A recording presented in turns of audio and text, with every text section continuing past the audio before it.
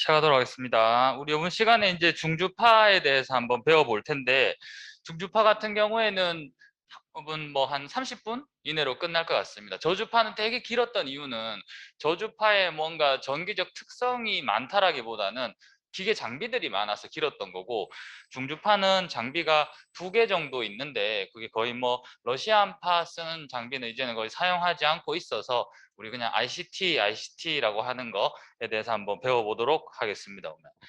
앞에 이제 개요를 한번 살펴보자면 중주파 치료는 이렇게 2000에서 2500Hz가 먼저 시작되었습니다. 러시안파라고 하면서 시작이 됐었는데 지금 임상에서는 이 헤르츠보다는 4000에서 4100Hz 쓰는 거를 더 많이 사용들을 하고 있어요. 연구 논문에도 이제 뭐 RCT라고 하면은 4000에서 4100 혹은 4000에서 4500 정도 이렇게 많이들 사용하고 있는데 실제로 이제 장비들 같은 경우에는 1000Hz 때까지도 커버하는 장비들이 나오고 있습니다. 헤르츠가 높아지면 또 다른 뭔가 이렇게 차이점이 나타난다라고 하는데 우리 교재에는 아직까지 거기까지는 포함하고 있지는 않습니다. 여기서 이제 여러분들하고 공부해 볼 거는 이렇게 중주파가 무엇인가, 그 다음에 중주파 치료가 이제 저주파 치료랑 어떤 차이점이 있는가에 대해서 한번 잘 살펴보도록 할게요. 여러분들하고 이제 이번 시간에 한번 배워볼 거는 일단 중주파의 정의, 특성 뭐 이런 거에 대해서 공부를 해볼 텐데 중주파는 결국은 간섭 전류가 뭔지를 좀 잘 알아야 될 것 같습니다. 오늘. 그 다음에 이제 중주파 치료를 적용할 때 전극 배치 방법은 뭐가 있는가? 그리고 중주파 치료의 정증과 근기증 뭐 이렇게 공부를 한번 해볼게요. 중주파는 여러분들 교재로 보자면 첫째 줄에 잘 나오고 있습니다. 중주파의 범위는 1000에서 10만 헤르츠 정도 사이를 우리는 중주파라고 이야기를 합니다. 저주파가 1000헤르츠까지였거든요. 그러니까 그 이상 이렇게 생각을 하면 되겠고요. 치료용으로는 여기 보시다시피 여러분들 교재에 나와 있습니다. 2000, 2500 여기 러시안파라고 하는 파로 제일 먼저 도입이 되었고 지금 임상에서는 3500에서 5100 정도를 많이 쓴다라고 이야기합니다. 그럼 이게 헤르츠를 이렇게 올리면 어떤 일이 벌어지느냐인데 헤르츠가 원래는 1000 이상의 헤르츠 같은 경우에는 한 번의 자극으로 인해서 활동 전이가 유발되지를 못해요. 왜냐하면 우리 앞서 공부했을 때 활동 전이가 자극이 들어오면 비전압 의존성 나트륨 통로가 열리면서 이온들이 안으로 쏟아져 들어와야 됩니다. 그러면 들어올 때까지 유지 시간이 필요한데 1000Hz가 넘어버리게 되면 한 번 때리고 이게 들어오기 전에 끝나버리는 자극이에요. 그래서 한 방에 1000Hz 이상일 때는 한 방에 자극이 활동 전이를 유발시키지 못하고 가중이 되면서 활동 전이가 유발돼요. 이게 이제 저주파의 가장 큰 차이점입니다. 저주파는 한 방 빵 때리면 활동 전이가 발생되는데 중주파는 가중의 원리로 활동 전이가 발생된다. 이게 이제 큰 차이점에 해당이 되겠고요.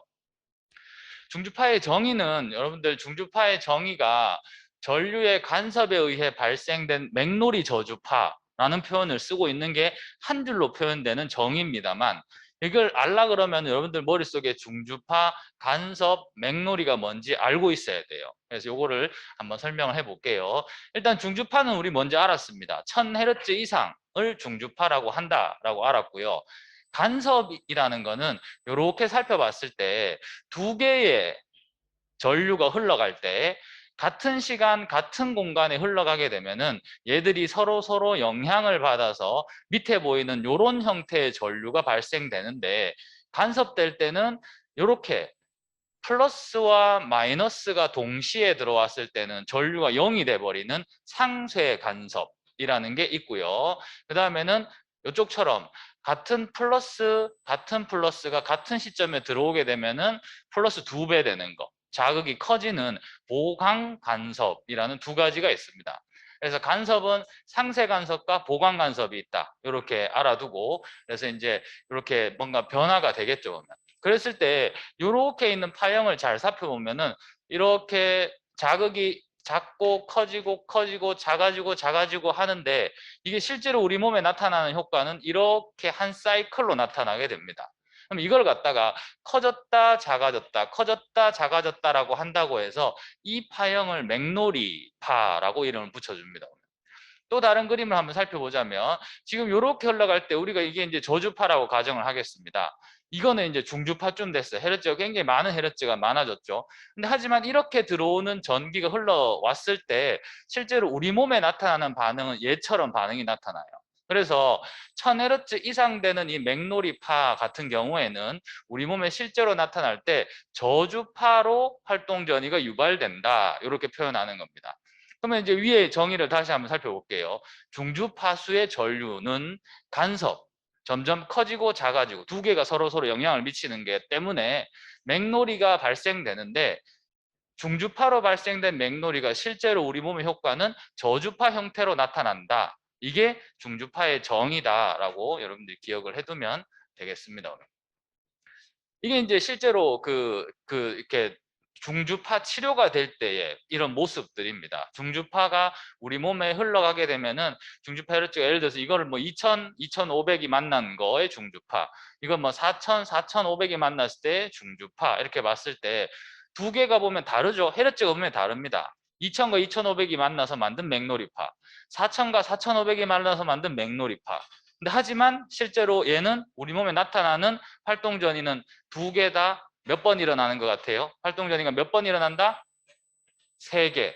실제로 그래서 이게 2000에서 2500, 4000에서 4500이지만 우리 몸에 나타나는 저주파 맥놀이는 3Hz처럼 나타난다라고 여러분들이 기억을 해두면 되겠습니다. 그러니까 중주파라고 하더라도 실제로 우리가 배웠던 것처럼 이게 간섭이 1Hz로 나타나면은 수축이 나타난다면 연축 반응 나타날 수도 있고요. 그다음에 뭐 이렇게 20, 50 이렇게 차이가 나게 되면은 강축이 나타나는 그런 형태가 나타날 수 있게 됩니다. 그래서 저주파는 감각 자극을 하는 통증, 진통작용 가능하고 근수축 유발하는 것도 가능합니다.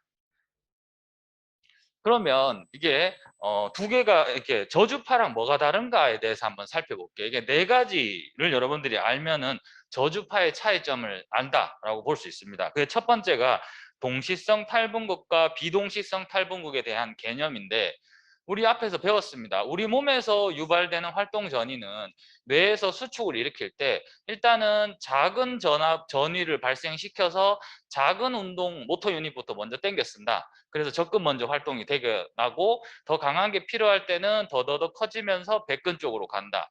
이게 보면은 동시성 탈분극이었어요? 비동시성 탈분극이었어요? 비동시성 탈분극. 하지만 저주파의 전기 자극은 한 방 빵 때릴 때 강한 전기이기 때문에 뭐 적근이든 백근이든 동시에 다 활동 전이가 유발된다라고 해서 저주파는 동시성 탈분극이라고 배웠습니다. 그런데 아까 우리 중주파 얘기할 때 배웠잖아요. 중주파는 하나의 자극이 가중되면서 활동 전이가 유발된다고요. 그러면은 이 활동 전이 유발될 때는 작은 것부터 먼저 동원을 시킵니다. 그래서 중주파는 여러분들 동그라미를 쳐두면 좋겠어요. 중주파는 비동시성 탈분극을 시킨다라는 말입니다. 우리 몸에 원래 동원되는 순서가 같죠. 그래서 중주파 치료로 뭔가 이렇게 근력 강화를 하게 되면은 저주파보다 피로 발생이 적다, 이렇게 해결을 할 수 있습니다. 물론 효율로 보자면 우리 타입 2B를 자극해야 될 때는 저주파 쓰는 게 좋겠죠. 근데 이제 일반적 운동을 계속 끌고 나갈 때는 중주파가 피로가 발생이 더 적기 때문에 좋다. 왜? 중주파는 비동시성 탈분극이니까, 이렇게 기억을 해두면 차이점 한 가지가 해결됩니다. 그 다음에 두 번째는 길데마이스터 효과라는 게 있는데, 이건 앞에 설명했던 겁니다. 전기 자극이 탈분극이 일어나는데 전기 자극에 의한 탈분극이 가중 원리로 일어나는 거를 길데마이스터 효과다라고 설명을 합니다. 이건 뭐 추가 설명 없어도 될 것 같고요.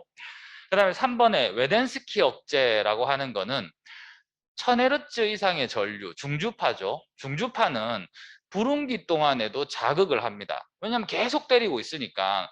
때리다가 활동 전이가 유발됐는데 그때도 계속 때리고 있어요. 그런데 그때 때리는 불운기 동안에 자극하는 것 같은 경우에는 그 강도는 아무 의미가 없는 게 돼버립니다.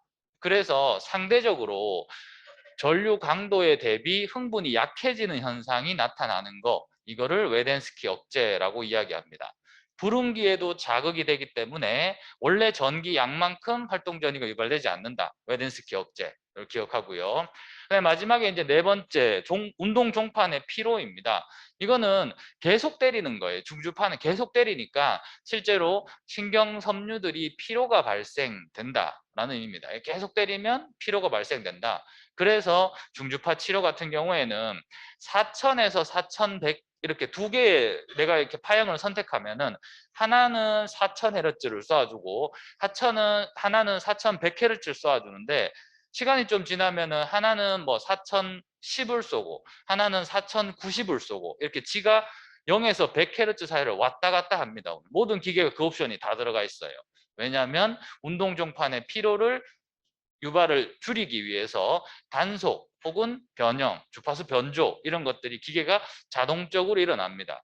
그럼 나중에 이제 치료 기기를 이렇게 뭔가 선택해가지고 옵션을 고를 때 그거가 이제 바뀐다는 걸 알고 기계를 보면 또 새로운 버튼들이 보일 겁니다. 그래서 이렇게 항상 변화되는 그 장비에서 변화되는 게 있어야만 된다라는 거 기억해 주면 되겠습니다. 이게 이제 저주파와의 차이점이다. 자, 그 다음에는 우리 이제 교재로 보자면은 217페이지 간섭전류 치료를 합시다라고 이야기를 하는데 그 중에서 특성 그리고 218페이지 넘겨서 진폭변조 주파수라는 개념이 나오는데 거기 218페이지 진폭변조 주파수에 대해서 먼저 한번 살펴볼게요. 여러분들 거기에 나오는 거 진폭변조 주파수에서 밑에서 셋째 줄 예를 들어 거기 한번 읽어볼게요. 예를 들어 4000과 4100Hz의 중주파 전류가 교차되면 100 bps의 진폭 변조 교류 전류가 발생된다. 이 차이만큼 저주파 맥노리파가 생긴다는 겁니다. 이렇게 생긴 이 진폭 변조 교류 전류 이걸 갖다가 진폭 변조 주파수라고 얘기합니다. AMF 요걸 기억해 두세요. 왜냐하면 중주파 치료를 할 때는 높은 AMF로 치료할 거냐 낮은 AMF로 치료할 거냐 요거 두 가지만 선택해 주면 됩니다. 그래서 결국은 4000에서 4100을 쓰든 내가 8000에서 8100을 쓰든 아무 관계 없습니다. 이 사이 차이 값이 결국은 실제로 적용되는 헤르츠구나. 그래서 4000과 4100이면 100 AMF로 치료하는 거다. 이렇게 살펴봐두면 되겠습니다. 그래서 중주파 치료는 AMF가 중요하다. 차이가 중요하다. 그 다음에 이제 우리 책 3번에 변조 깊이라는 말이 있는데 변조 깊이라는 게 변조가 100% 되었다라는 표현을 쓰는데 그거는 내가 원하는 AMF가 나오는 지점을 거기가 100% 되었다라고 이야기합니다. 4000과 4100이 흘렀을 때 어떤 지점은 100 bps만큼 됩니다. 근데 어떤 지점은 뭐 한 70 bps처럼 되기도 해요.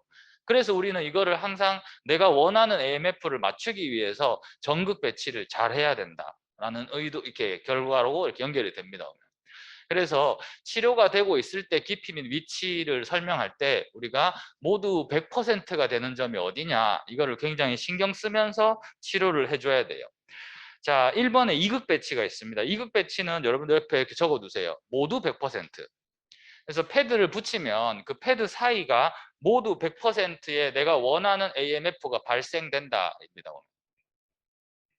그 다음에 사극 배치는 여러분들 그림 12.3번에서 살펴보면은 두 개의 채널이 만났을 때 45도로 만나는 지점에 변조 깊이 100%라는 책의 그림이 있습니다. 보면. 거기서 변조 깊이 100% 옆에다가 45도 이렇게 적어두면 됩니다.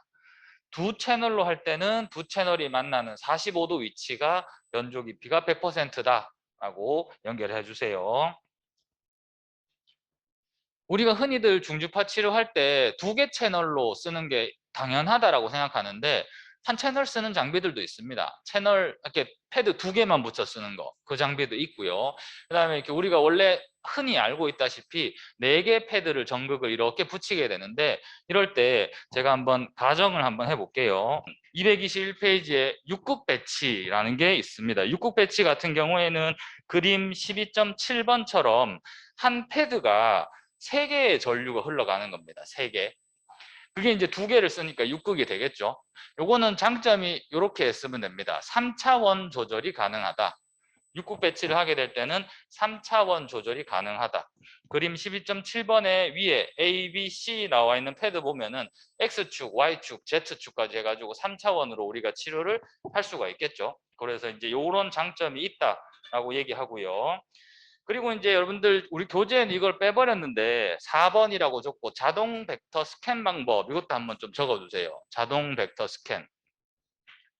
저거는 회로의 진폭이 변화하여 강도도 같이 왔다 갔다 하는 겁니다. 강도도. 그렇게 해서 치료 부위를 넓게 자극할 수 있는 방법이 자동 벡터 스캔이다라고 봐주면 되겠습니다. 그게 우리 교재에서는 222페이지 그림 12.8번에 나오고 있어요. 이게 두 개 회로, 파란색 회로과 빨간색 회로가 만나고 있을 때 주파수는 계속 다른 게 흘러오겠죠. 근데 강도가 바뀌게 되면은 지금 제가 이렇게 그림을 그렸을 때 이렇게 두 개 동그라미가 폭이 커지고 작아지고 하는 겁니다. 그러면 만나는 위치가 45도가 100%가 아니고 이게 이렇게 자꾸 움직이는 거예요. 커지고 작아지고 하니까. 그래서 보다 넓은 부위를 AMF로 치료가 가능하기 때문에 넓은 부위 치료 가능한 거 자동 벡터 스캔이라는 방법도 있다라는 거 한번 체크를 해 주기를 바라고요. 자, 그다음에 이제 우리 교재로 봐서 224페이지 넘겨보면은 간섭 전류의 장점이라고 나옵니다. 우리 책에는 7번까지 있더라고요. 근데 제가 이제 7번을 쭉 읽어보면서 중복되는 의미가 같은 거는 그냥 합쳤습니다. 합쳐보니까 이제 5개로 줄어들던데 우리 교재로 여러분들 그냥 봐도 되고요. 중주파 치료는 헤르츠가 높기 때문에 피부로 봐서는 저항이 낮아져요.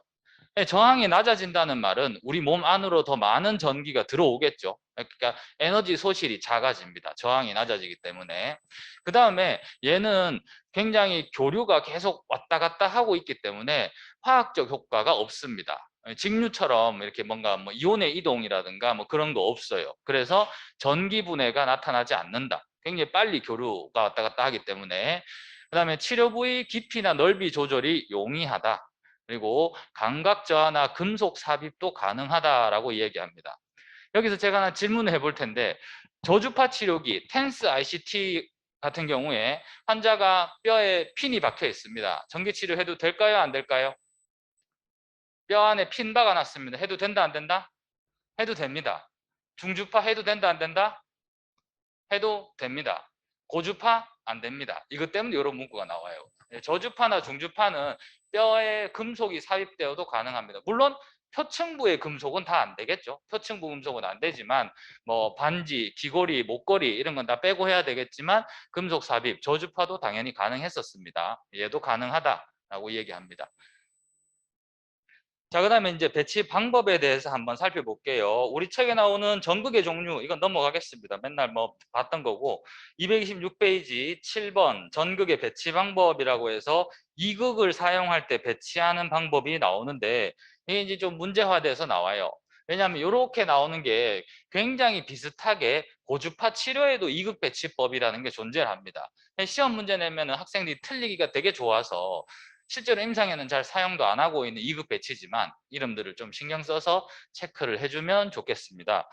첫 번째 같은 경우에가 우리 교재로 봤을 때 그림 12.14번입니다. 중심 배치법이라고 해서 이게 무엇을 뜻하느냐? 같은 크기 패드를 사용하는 겁니다. 같은 크기의 패드를 사용한다. 그러면은 치료 부위가 가운데가 치료가 됩니다. 그래서 우리 책 오른쪽 그 12.14번의 오른쪽 보면은 제일 가운데 X가 표시가 되어져 있죠. 그러니까 같은 크기의 패드를 쓰면은 제일 중심 부분에 전류가 발생되는 치료를 할 수 있다라고 얘기합니다. 중심 배치법이고요. 그다음에 이제 두 번째가 그림 12.15번입니다. 표면 배치법이라는 게 있는데 이건 다른 게 아니고 치료 부위의 작은 패드 쪽에 치료가 되는 겁니다. 그러니까 패드 크기가 달라요. 12.15번 보면은 위에 패드는 작고 밑에 패드는 큽니다. 그러면 치료는 작은 쪽에가 더 치료가 더 많이 된다. 이쪽이 치료가 되고 있는 거다. 그래서 작은 쪽 표층부가 되기 때문에 이거를 표면 배치법이라고 표현합니다. 오면. 그리고 세 번째로 종 배치법 같은 경우에는 그림 12.16입니다. 엉덩이부터 해서 다리까지 이렇게 쭉 길게 배치를 해 놓게 되는데 종배치법의 특징은 신경이나 다리에 대해서 전체를 치료할 수 있다. 이게 이제 특징입니다.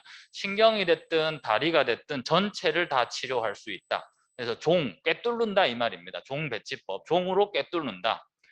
그리고 12.17번에 공면배치법이라고 하는 게 있는데 이거는 어떨 때 쓰느냐? 치료 부위 노출이 안 될 때 쓴다. 이렇게 기억해 두면 됩니다. 공면배치법은 치료 부위 노출이 안 될 때 쓴다. 이게 뒤에 이제 고주파에서 똑같이 이런 패드 배치법이 나오는데 고주파의 패드 배치법과 얘의 패드 배치법이 다른 거는 중주파는 전기기 때문에 붙여놓고 씁니다. 환자 몸에 붙였어요.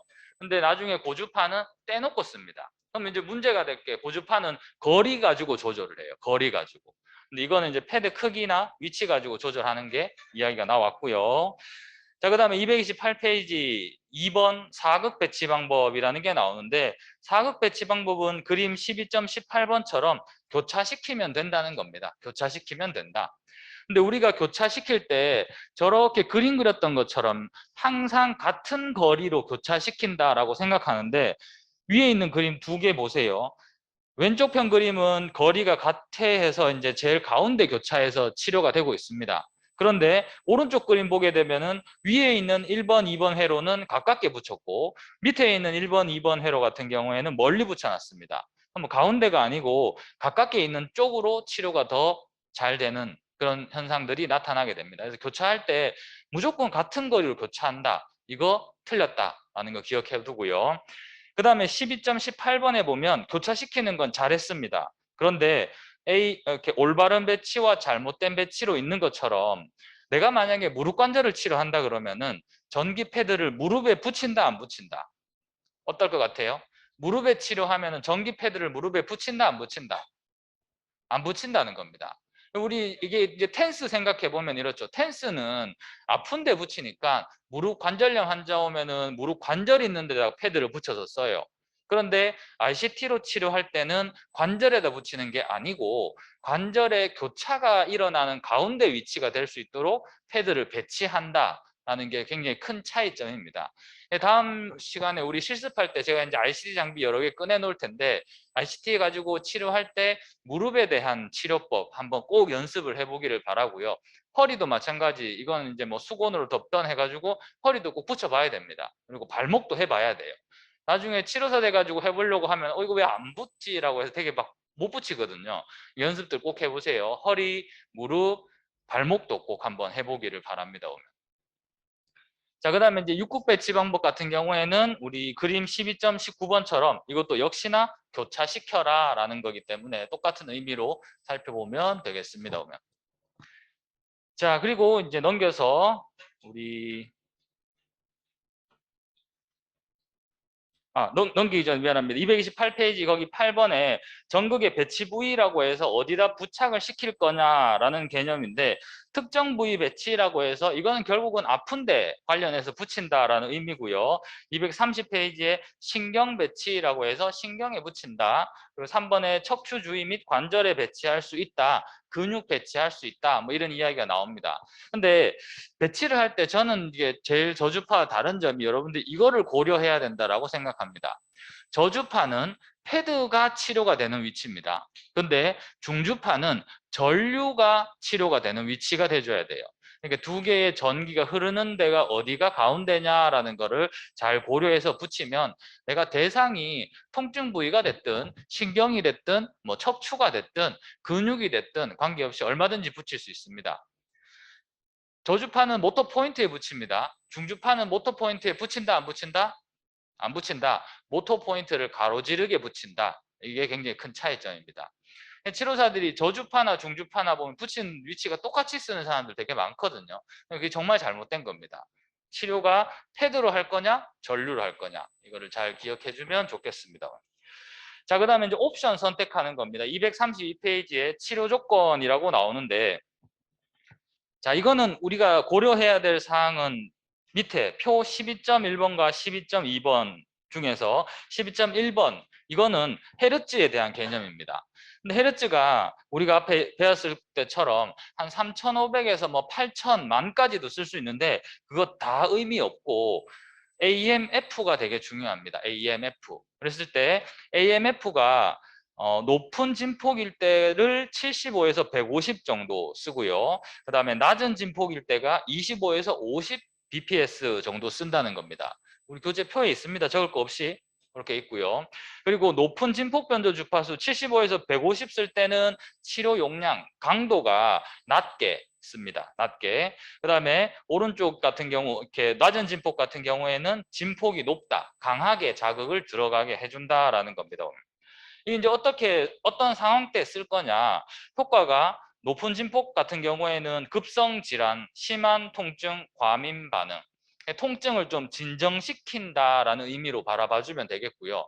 낮은 진폭 변조 같은 경우에는 아급성 및 만성 질환, 그리고 근육 수축 쓸 때, 근육을 수축시킬 때는 25에서 50 이렇게 연결했으면 되겠습니다.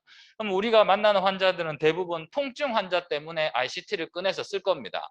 그러면은 AMF를 우리는 75에서 150 정도 되도록 설정해 놓고 강도는 환자가 근수축이 나타나지 않는 정도의 강도로 세팅해서 쓰면은 치료가 잘 되겠죠, 보면.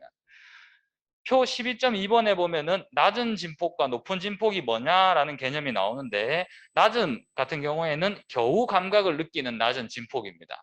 그래서 이제 ICT 같은 경우에 실제로 이렇게 ICT를 설명하는 그런 내용들을 살펴보면 저주파보다 환자가 편안한 느낌으로 진통작용이 나타납니다라고 이야기를 하는데 그 이유가 이것 때문에 그렇습니다. 그러니까 텐스보다는 ICT가 좀 더 편하게 하는 게 낮은 진폭으로 진통 효과를 노리기 때문에 그렇다.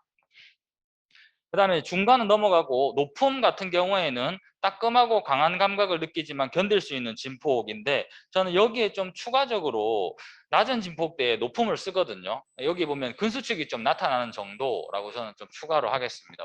그래서 우리가 낮다, 근수축 안 나타난다, 느낄 수 있다, 높다, 근수축 나타난다, 이렇게 강도 조절하면은 치료할 때 큰 문제 없이 여러분들 치료를 할 수 있겠죠. 그래서 중주파는 이렇게 살펴보면 되겠다. 자, 그 다음에 233페이지에 적응증 한번 살펴보겠습니다. 적응증이 되게 많거든요. 5만 거 치료가 다 된다고 설명합니다. 근데 이제 앞에서 제가 이렇게 좀 줄여봤는데 일단은 통증과 염증에 대해서 치료가 가능합니다. 통증과 염증. 그 다음에 신경 손상도 가능해요. 그래서 중주파지만 탈신경근에 대해서도 치료가 가능하고요. 그 다음에 중주파는 순환계에 대해서도 치료가 가능해요. 뭔가 이렇게 혈액순환을 좌지우지할 수 있다라고 이야기를 합니다. 근데 논문에 살펴보면은 아직까지 혈액순환이 어떨 때 증가되고 어떨 때 감소된다는 게 조금 논란이 있어요. 그래서 저도 여러분들한테 예를 들어서 음극은 혈액순환이 증가되고 양극은 혈액순환이 감소된다 이렇게 딱 잘라 말하면 정말 간단하거든요. 근데 중주파 치료 같은 경우에는 어떤 논문은 혈액순환이 국소혈류량이 증가되더라. 어떤 논문은 국소혈류량이 감소되더라. 막 이렇게 이야기를 하다 보니까 이게 참 애매해요. 근데 일단 효과적으로는 들어와 있습니다. 혈액순환의 조절이 가능하다라고 해서 우리 3번에 보게 되면 순환계 질환 대표적인 버거병, 레이노병 뭐 이런 것들 된다라고 이야기하고요. 모세순환을 변화시키게 되면은 결국은 상처 치유도 도움이 되겠죠. 그래서 피부 질환이나 심지어 내과 질환, 부인과 질환까지 다 끌고 들어와 있습니다. 근데 제가 여기는 이렇게 앞에 보면 안 넣어놨어요. 그 이유가 이것까지는 좀 너무 과도하지 않을까라고 생각해서 일단은 뺐습니다. 국시에는 이런 게 나올까요? 안 나올까요? 국시에는 순환계까지 나올 수 있습니다. 순환계까지는 일단 여러분들이 기억을 해둬야 돼요. 근데 피부질환, 내과질환, 부인과질환 이건 좀 세모 이렇게 봐두면 되겠습니다. 근기증은 우리 원래 알고 있는 것도 그대로 들어오니까 무시하고 그냥 넘어가도록 할게요. 중주파 이렇게 배워보면 크게 어려운 거 없죠? 여러분들 머릿속에 항상 기억해둬야 될 거는 중주파랑 저주파랑의 차이점 관점을 한번 잘 기억해두면 좋을 것 같습니다. 보면.